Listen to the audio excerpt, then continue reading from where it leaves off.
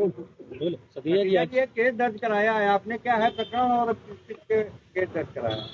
भैया प्रकरण ये है कि कुछ हमारे संपत्ति विवाद माननीय न्यायालय में चल रहे थे, तो उस दौरान मुझे एक धमकी दी गई थी कि अगर ये मुकदमे वापस नहीं लोगे तो पॉक्सो एक्ट में फंसवा देंगे। और जब हमने कहा कि भैया हमने क्या गलती करी और पॉक्सो एक्ट में हमें कैसे फंसा दोगे, तो मालूम हुआ कि वो लोगों ने, जो माफिया ग्रुप है, वो उस्मानपुर में डेरे वाली शातिर अपराधी लड़कियां उन्होंने रखी हुई हैं, उनके माध्यम से पॉक्सो एक्ट में फंसा देते हैं। पहले भी कई लोगों को फंसाया है, जैसा मुझे संज्ञान में आया है, और फिर उनसे बहुत लंबी वसूली की गई। एक से 20 करोड़ मांगे गए, एक से 6 करोड़ मांगे गए, और एक से जिससे 20 करोड़ मांगे गए थे वो लगभग 1.5 साल लड़का जेल में सड़ा जिसने कुछ नहीं किया था। और एक लोगों को जो फंसाया गया उनसे 2.5 करोड़ रुपया लिया गया और फिर खुद ही लड़की के बयान बदल के एफआईआर लगवा दी गई। ये सब प्रकरण मुझे जब संज्ञान में आया तो इसी तरह मुझे भी फंसाया गया, और फंसा देने के बाद में लास्ट में मुझसे लगभग 50 लाख रुपए की डिमांड की गई थी। मैं पूरी नहीं कर सकता था भैया। और ये योगी मोदी की सरकार है जो मुझे न्याय मिला है। पॉक्सो एक्ट में फंसा हुआ कोई भी व्यक्ति, मैंने पूरे देश में सर्च किया है, सबको जेल जाना पड़ा, किसी को निजात इससे नहीं मिली है।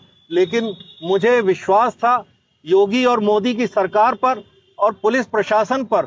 जिस तरीके से सख्ती से पुलिस प्रशासन ने विवेचना की, मैं यही चाहता था। जिस समय मेरा नाम अखबारों में छापा गया कि दुष्कर्म के मामले में भाजपा नेता रवि सतीजा के ऊपर एफआईआर की गई है, मैं खून के आंसू रो रहा था। और मैं उस दिन से यह बात सोच रहा था कि जिस तरीके से मेरी पार्टी, मेरी मां को बदनाम किया गया, मुझे पकड़ करके बहुत बेइज्जती हुई है मेरी, और मैं जो हूं सल्फास लेकर खा रहा था कि मैं आत्महत्या कर लूंगा, मैं जीना नहीं चाहता। लेकिन हमारे पार्टी संगठन के लोगों ने हमको कहा अगर आप मर जाओगे तो लोग सोचेंगे ये गलती इसने की होगी तभी ये मर गया, ये जरूर मुलजिम था इसलिए मर गया। लेकिन जीते जी लड़ाई लड़ो। मैं लड़ाई लड़ता रहा। मैंने प्रधानमंत्री जी को पत्र लिखा, मैंने मुख्यमंत्री जी को पत्र लिखा, मुख्यमंत्री जी से भी मिलकर मैंने गुहार लगाई कि मैंने कुछ नहीं किया है।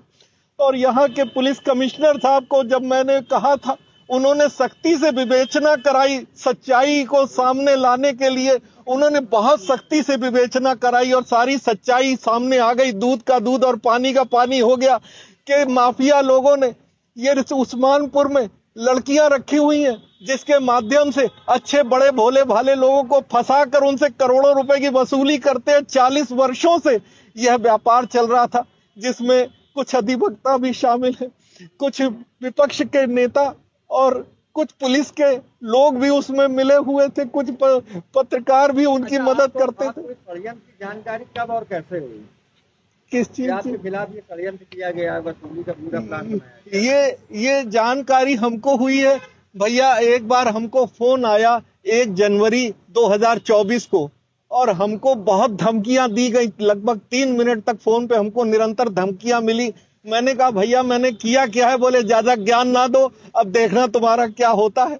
हम नहीं समझ पाए। लेकिन 14/3/2024 हम कोर्ट में एक मामले में खड़े थे, वहां एक वकील दौड़ते हुए आए, बोले आपके विरुद्ध 156(3) में मामला डाला गया है, उसमें आपने किसी लड़की के साथ बलात्कार करने का प्रयास किया। मैंने कहा भैया ये सब झूठ है, मैंने कभी कुछ नहीं किया।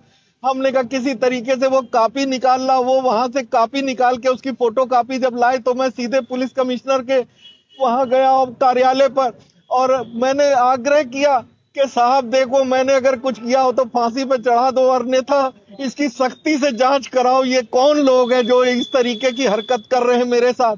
और जब सख्ती से जांच हुई उसके बाद मेरे विरुद्ध कोर्ट से ऑर्डर करा के एफआईआर कराई गई, और एफआईआर कराई गई लगभग 8-9 महीने के बाद। जिस जगह की घटना दर्शाई गई है वहां 18 सीसीटीवी फुटेज कैमरे लगे हुए हैं। अब अगर वो लोग पुलिस को देते तो पुलिस तुरंत आ जाती और सारा मामला पकड़ा जाता।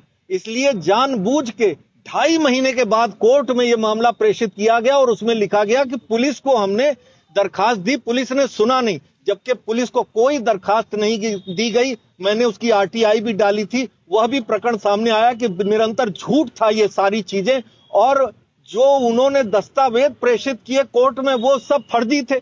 लड़की फर्जी थी, उसकी उम्र भी फर्जी थी, सारी चीजें कूट रचित बना करके मुझे फंसाया गया और मैं खून के आंसू रोता रहा। आज मुझे के लिए कहा कि वो उनसे रंगदारी कई लोगों से मांगी गई, तो कौन लोग थे, आप किनका नाम ले रहे हैं? मैं अभी उन लोगों का नाम आज नहीं लेना चाहता हूं, वो सारे अपनी अपनी एफआईआर कराएंगे।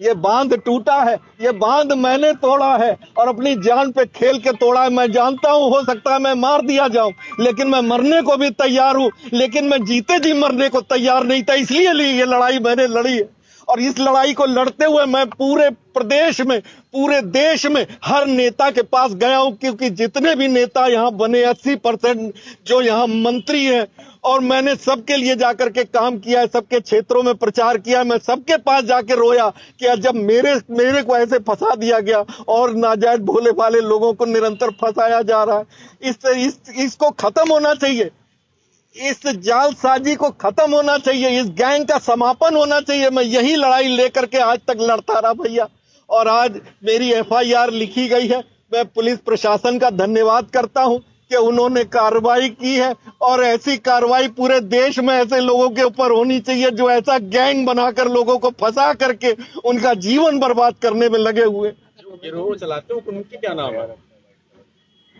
देखिए, उसमें एक नाम जो है वरिष्ठ नाम है, वो है अखिलेश दुबे, और इन्होंने ही 1 जनवरी 2024 को मुझे व्हाट्सएप कॉलिंग पे फोन करके 8:45 बजे लगभग 3 मिनट तक मुझे उन्होंने हड़काया और धमकाया था भैया।